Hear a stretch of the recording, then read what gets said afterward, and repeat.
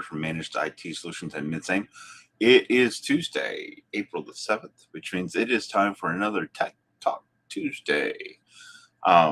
This week, wanted to go over some AI stuff. I know, shocking, something AI or cybersecurity related, but this time it's actually almost all AI.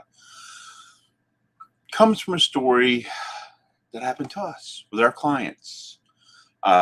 Coincidentally, we had two clients who called us because they were trying to install Cloud Desktop. And so, yeah, they got blocked. We have software that blocks the install software that's not approved by us or by our clients, just to make sure that people don't install things they shouldn't. So, major cybersecurity. People do what they want to do if you give them a chance, and we just don't want them to do that on work computers. So, anyhow, they installed Cloud Desktop, or they were trying to install Cloud Desktop, so they called us because we're their IT support. So a little bit of IT support here too. And so my techs have been trained to respond that no, they may not have that piece of software without management approval.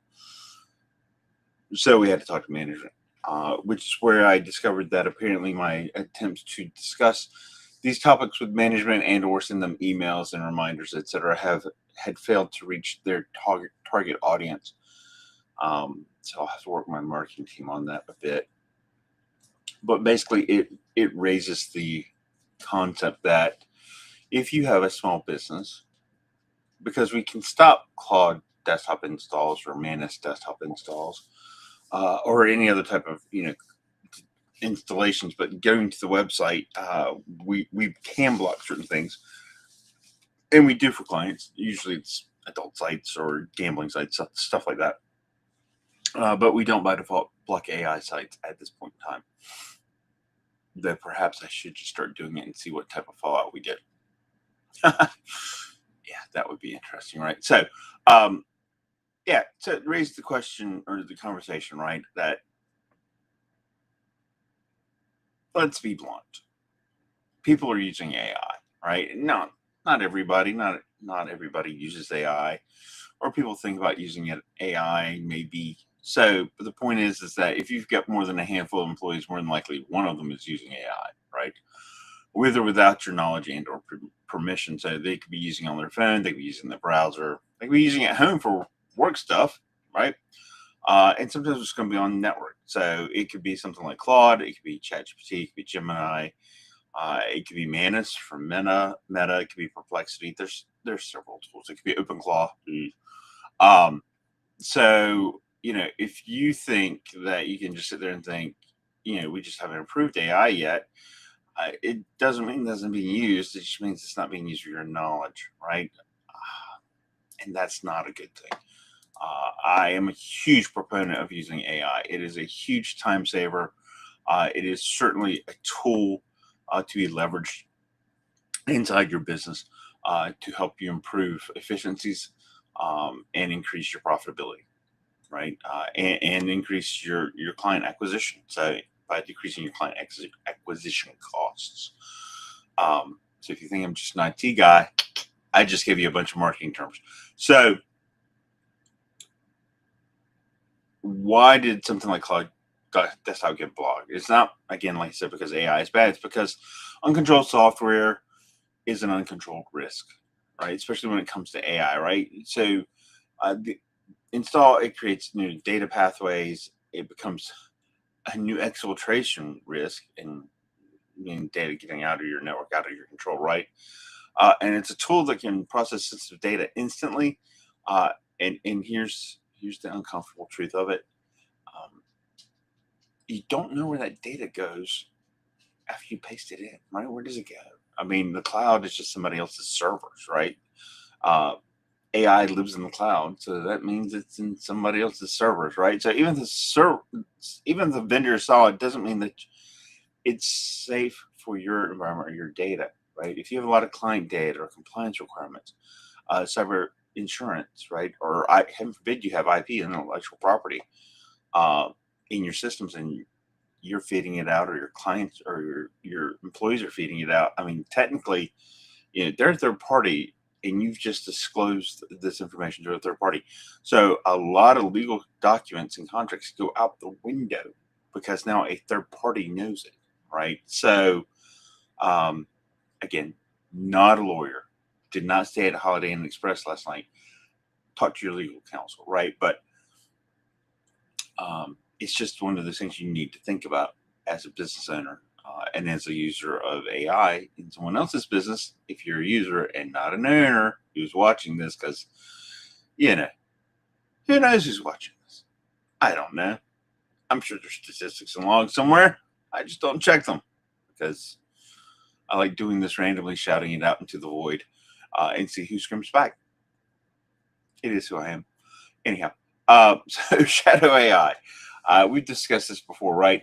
That's what we're talking about now, Shadow AI. And just like Shadow IT, you don't know it's there, which is why we call it Shadow, right? But it's worse, right? Because now it's reading your data. Shadow IT was programs that, I mean, Dropbox could have your data, right? It's part of Shadow IT. But it didn't manipulate your data. They just had a copy of it. Pardon me. Man, should have got more sleep last night. My apologies. But now it's reading your data, it's summarizing your data, and it's helping you make decisions, right? So it knows some stuff about your data and about you and your company, right? And employees trust it because it works, right? Most of the time.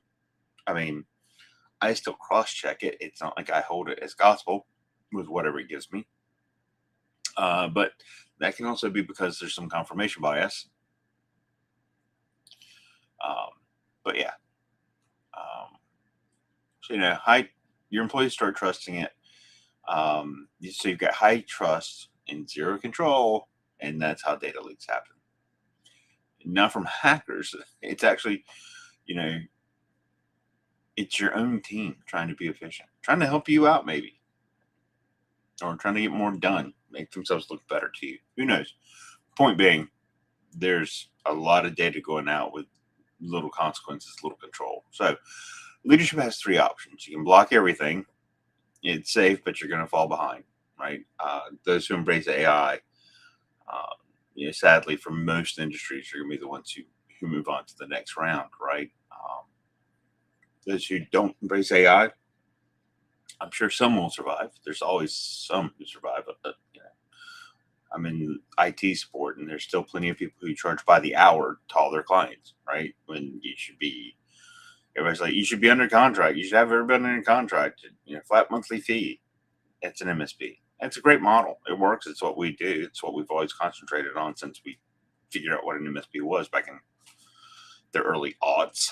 I'm aging myself. But there are still companies out there that just charge by the hour. So they'll survive. There's always going to be some. You could allow everything, getting back to what options you got, right? Instead of block everything, you can allow everything. That's easy. It's fast. It's reckless. Don't do that. Or you can do it right. Right? There's the old joke. There's the right way, there's the wrong way, and there's the Army way. For those of you who were in the Army, I was in the Air Force. We had an Air Force way too. And then IT, we always had there's the right answer, there's the wrong answer, and there's a Microsoft answer, right? So this is the Microsoft answer, kind of the Army answer, whatever you want to call it. You want to do it right. You want to be controlled. You want to be intentional, and you want to be secure when you do this. AI is not just something you're going to just allow or deny anymore. You need to manage it, right? You need to have a plan, by the way, before you start managing it. I mean, you can do the whole block everything and then do it right. As long as do it right is your next step. Unless, of course, you hate AI, then just stick to your block everything. But here's the move, right? Accept the reality. Your team is using AI, more than likely, right? If it's more than just you, and you know that you're not using AI, then of course nobody's using AI. Define the approved tools. Pick your platforms, and it can change. Our shop was big on ChatGPT up until the past month, and now we're about to switch to Claude. It is what it is. Claude's better than ChatGPT, in my opinion, right? I still use ChatGPT for some small things, or for some things, because I just want to make sure I keep my toe in there. Plus, there are GPTs we have from other vendors and stuff like that. So I'm not getting rid of it. I'm not tossing out the baby with the bathwater. But day to day, I engage with Claude more than I do with ChatGPT, and I do literally mean day to day, right? So when people ask, what's your experience with AI? I'm in it every day using it to either code some stuff, formulate some stuff, make plans, um, build stuff, right? Build tools, build guides, um, build Tech Talk Tuesday talks. I come up with the ideas, right? It just helps me frame them a little bit, gives me an outline, gives me a script, that type of thing. And then I have to remember to look at the camera instead of read my script the whole way through, which it's mainly bullet points, so I can't really read it. So you need to set boundaries, right? What can go into it, what cannot go into it. And if you don't define this, you've kind of already lost control. So you want to put some guardrails in place. And I love saying guardrails. It's one of my favorite things. And you can almost do a drinking game with it. So what does that look like? You've got endpoint controls, which means limiting what can be installed, limiting what websites that people get to, network policies. That is definitely going to be limiting what websites they get to, and monitoring, right? Not stop work. You're here to prevent mistakes, here to prevent data loss, right? Exfiltration, right? And then train your people, because right now, a lot of people just think of it as Google on steroids, and it's not. It's a lot more than that. It's and good thing too, right? So, I mean, Google's great. You could ask a question and get an answer, and now you can talk to AI about the same type of thing, but you can dig deeper. I've had long conversations with AI about gravitational and quantum mechanics because I'm a nerd. And that's what I studied back in college. So there you go. And it shot me down some things, and then other things that said, yeah, they've done that, and yeah, that doesn't work. So yay. So what does this mean? That Claude desktop situation, right? Where somebody wanted to install. That's just the beginning. You're going to see more like this, and the question isn't and shouldn't be, should we use AI? It's, do we have control over how it's being used? Because if you don't, it's already out of control. So, you know, if you're seeing this live, great.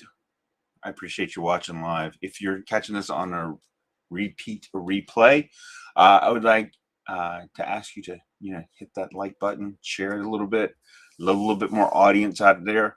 The 3 or 4 of you that actually respond right now, I'm kidding. It's up to like 5 or 6 now.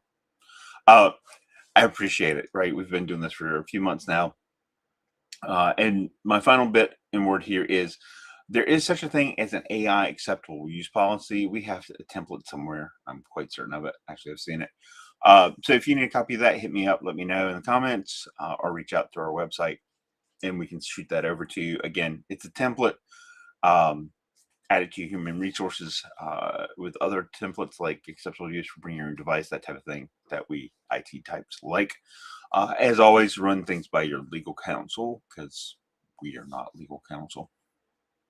And you can always use AI to whip one up, because I think that's what we originally did, based off of our other acceptable use policies. So, as always, I appreciate you. Aim high. Is that the Air Force logo? Oh my God. Work smarter, not harder. And remember, cybersecurity starts with you. Hope you guys had a lovely holiday weekend, either for Passover or Easter, if you're inclined to either way. And that you will have an amazing work week the rest of this week. So go out there and have fun. Ciao.